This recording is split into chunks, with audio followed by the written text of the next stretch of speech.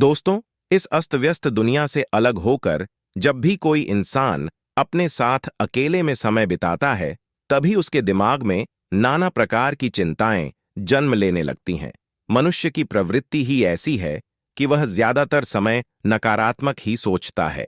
अपने लक्ष्य को कैसे प्राप्त किया जाए, यह सोचने की जगह वह यह सोचता है कि अगर लक्ष्य पूरा नहीं हुआ तो मैं क्या करूंगा, और इस प्रकार की नकारात्मक विचारधारा के कारण जीवन परांत डर डर कर जीता रहता है।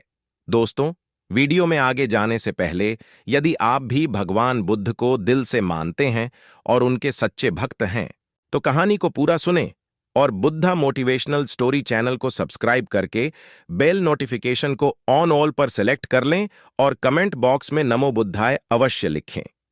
अगर पूरी बुद्धिमानी और सजगता के साथ इस डर को समझा ना जाए, तो यही डर इंसान के पतन का कारण बनता है।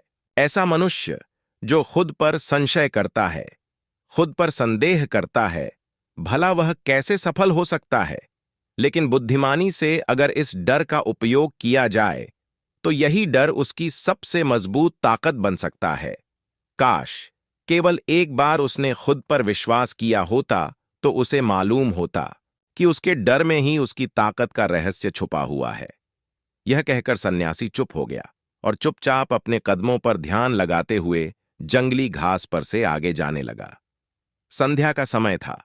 स्याह और एक किसान जंगल में से होकर गांव की तरफ निकल रहे थे। सन्यासी के यह शब्द किसान को कुछ समझ में नहीं आए। वह सोच रहा था कि डर में ताकत कैसे हो सकती है। काबू नहीं कर सका तो उसने सन्यासी से पूछा कि महात्मा जी, आप यह क्या कह रहे हैं कि डर में ताकत होती है? डर तो आदमी को कमजोर बनाता है, उसे तो अपना डर दूर करना चाहिए। किसान अपनी बात पूरी कर पाता उससे पहले ही उसे एक शेर की गूंज सुनाई दी। शेर की गर्जन सुनकर किसान का रोम रोम कांप गया। उसके कान सुन्न हो गए।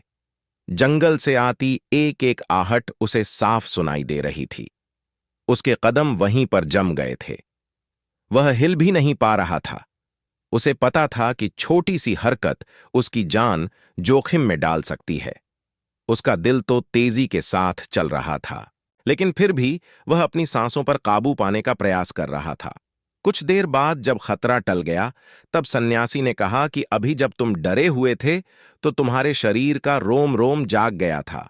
जंगल से आ रही छोटी से छोटी आहट पर भी तुम्हारा ध्यान लगा हुआ था।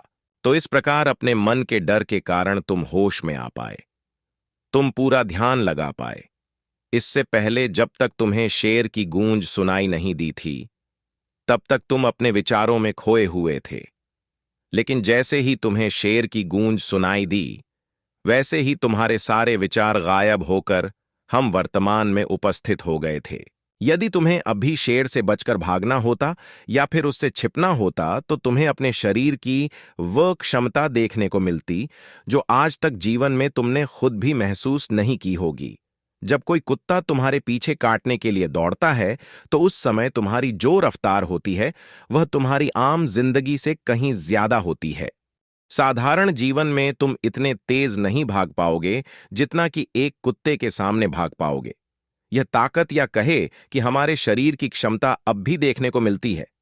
जब हमारे मन के अंदर डर होता है, किसी डरावनी परिस्थिति में हमारा मस्त और हमारा शरीर अपने उच्चतम श्रेणी में काम करता है। जो काम तुम आम जिंदगी में नहीं कर पाते, वह तुम्हें डरा कर कराया जा सकता है।